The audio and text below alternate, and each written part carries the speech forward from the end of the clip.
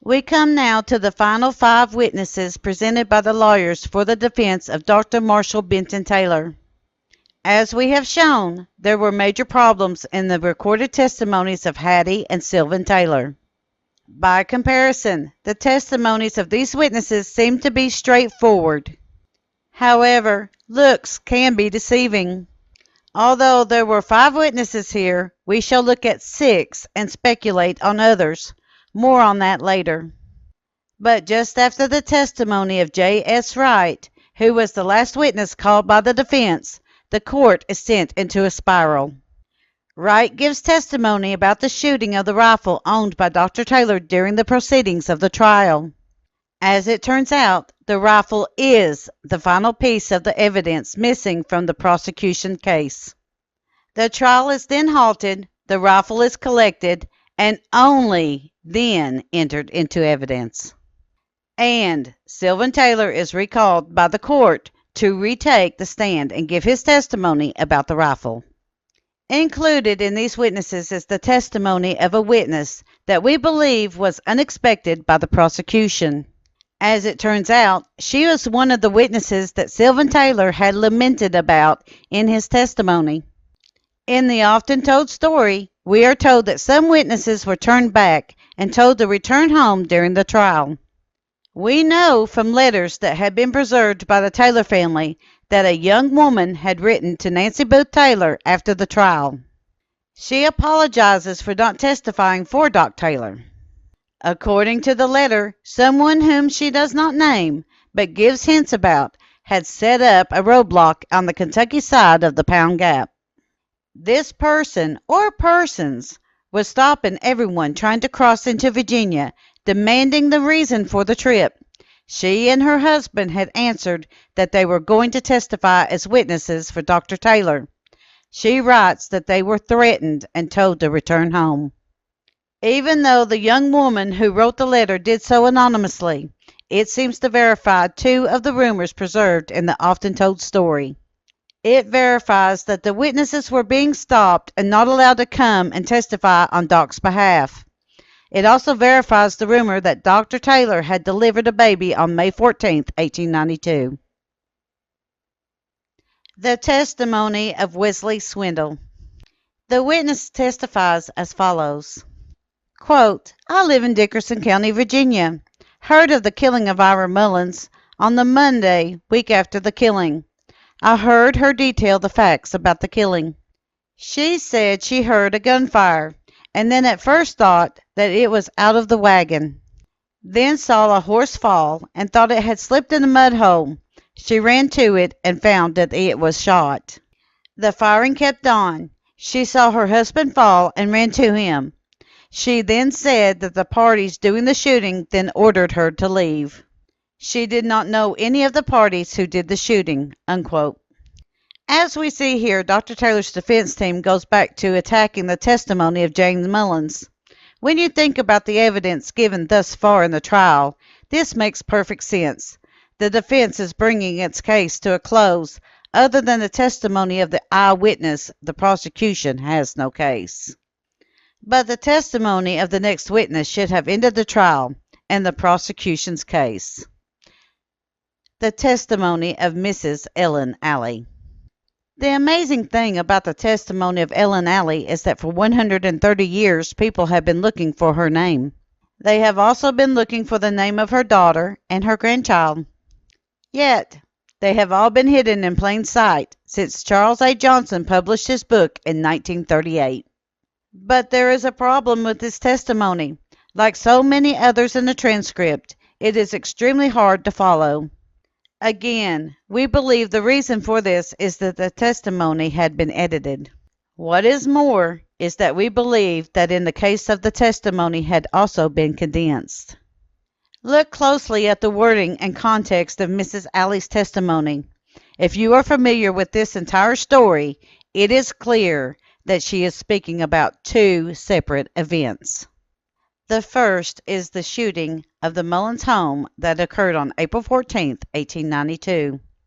The second is the birth of her grandchild, which occurred sometime on May 14, 1892. The witness testifies as follows. I am acquainted with Dr. Taylor. I had heard the circumstances of the same, and the shooting into Ira Mullen's house one night, someone said before he was killed. I heard of said shooting on the next day after it occurred, or on the day after that. Dr. Taylor stayed at my house on that night.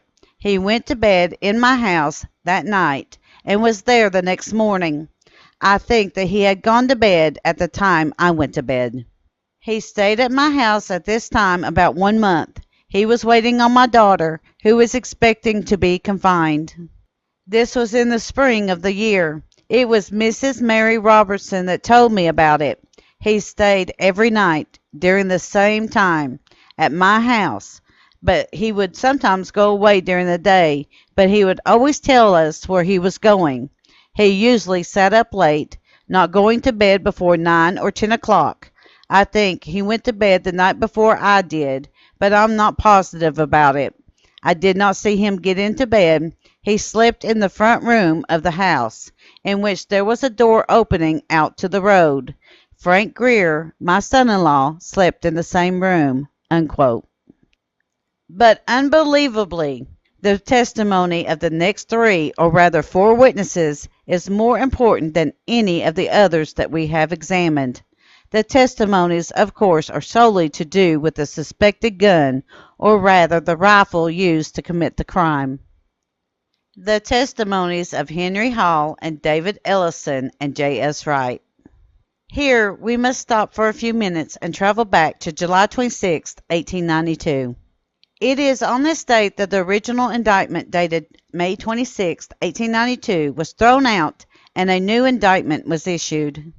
The original indictment charged that Dr. Marshall Benton Taylor had used a gun valued at $6 to kill Ira Mullins. The new indictment charged that it was a pistol valued at only $6. Why is that so important, and why should we care?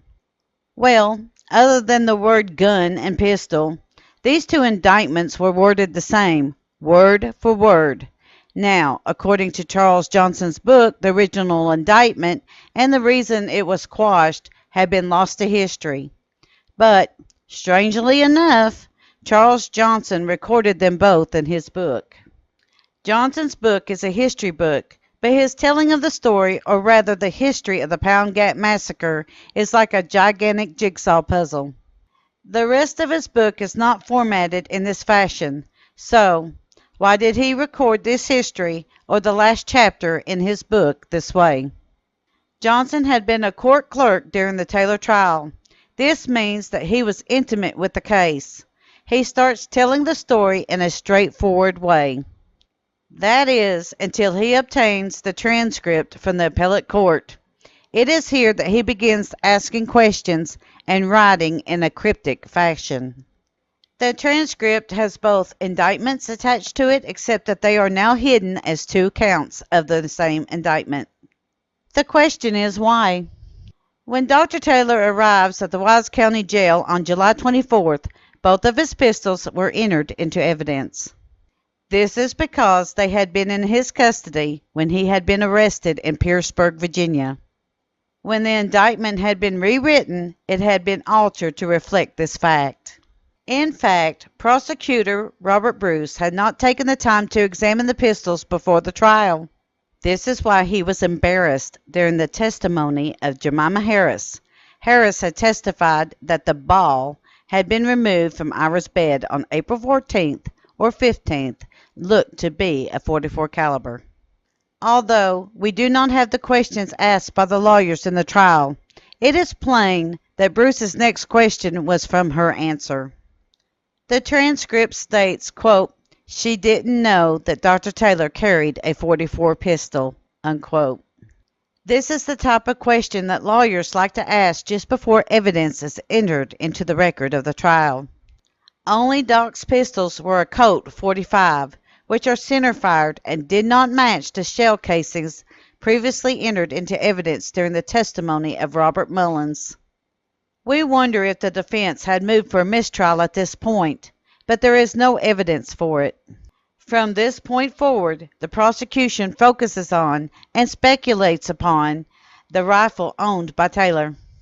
But even though the rifle's whereabouts was revealed by a witness for the prosecution, the rifle had still not been identified or entered into evidence at this point in the trial. There is, of course, a major problem with the next two testimonies. Can you spot it? The testimony of Henry Hall. The witness testifies as follows. Quote, I live in Letcher County, Kentucky. I know of 3 or 4 45-75 Winchester rifles. I have one, Webb has one, Fitzpatrick has one, J.L. Asher has one. They all live in Letcher County, 16 miles from Pound Gap. It is a very common gun over there. Maybe 100 Winchester rifles in the county. J.S. Asher was dead at the time of Ira Mullins' death. Unquote. The testimony of David Ellison. The witness testified.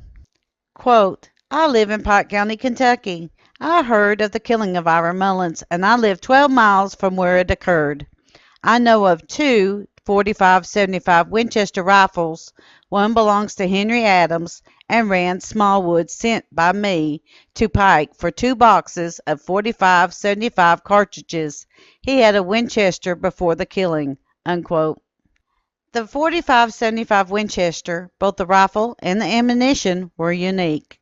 Both had been introduced in 1876 for the nation's centennial celebration.